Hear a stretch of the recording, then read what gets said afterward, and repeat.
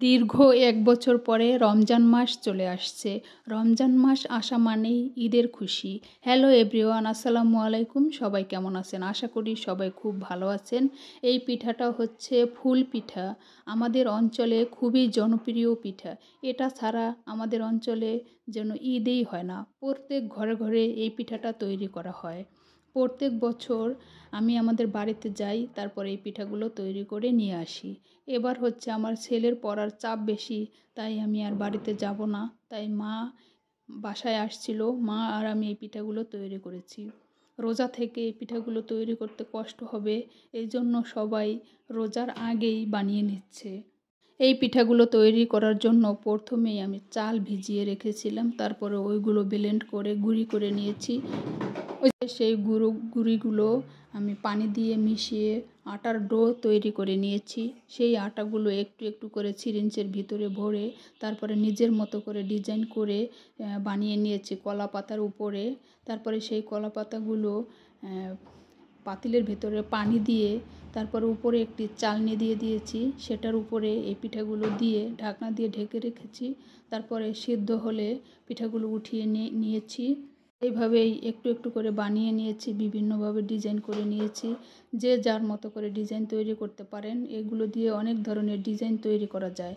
তো পিঠাগুলো বানানোর সময় আমার ছেলে সিরিঞ্জ ভরে দিচ্ছিল, আর মা আর আমি বানাচ্ছিলাম। পিঠাগুলো বানানোর সময় মনের ভেতরে একটা খুশি কাজ করছিল। মনে হচ্ছিল কি ঈদের আনন্দ, ঈদ ঈদ ফিল হচ্ছিল। তারপরে এরকম করে সাদা পিঠা বানাচ্ছি, তো মা বলল আমার নাতিদের জন্য রং দিয়ে পিঠা বানাবো। তারপরে আটার সাথে রং মিশিয়ে নিলাম, তারপরে রং দিয়ে একটু ডিজাইন করে নিচ্ছি। পাশ দিয়ে সাদা, ভিতরে রঙিন আটা দিয়ে ডিজাইন করতেছি। আমার ছেলেরা দেখে তো অনেক খুশি যে ডিজাইন করে পিঠা বানাতেছি। নাতিদের জন্য কত মায়া লাগে, এটা মাকে দেখলে মনে হয় যে সন্তানদের থেকে নাতিদের জন্য বেশি দরদ। তারপরে এই যে রং দিয়ে ডিজাইন করে বানাইতেছি। বিয়ের আগে যখন পিঠা বানাতাম তখন আমাদের বাড়িতে অনেক ধরনের রং দিয়ে বানাতাম।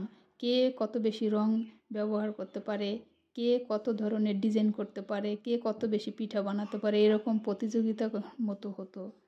তো বড় হয়েছি, বুঝতে পারি যে রং এগুলো খাওয়া ভালো না, ক্ষতি স্বাস্থ্যের জন্য। তো এই জন্য জর্দা রংটা ব্যবহার করেছি, এটা তো খাওয়া যায় তাই। তারপরে এই যে এটা হচ্ছে চঙ্গ, এটাকে বলে চঙ্গ পিঠা। তো চঙ্গর মতো করে একটা ডিজাইন করে বানিয়ে নিচ্ছি। তো এই পিঠাগুলো প্রায় আমার বানানো শেষ। তারপরে এই যে ছাদে রোদ্রে দিয়ে আসছি, প্রায় শুকিয়ে গিয়েছে পিঠাগুলো।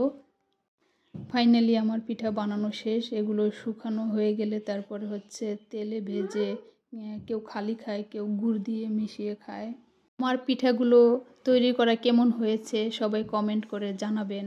সবাই অনেক অনেক ভালো থাকবেন। আল্লাহ হাফেজ।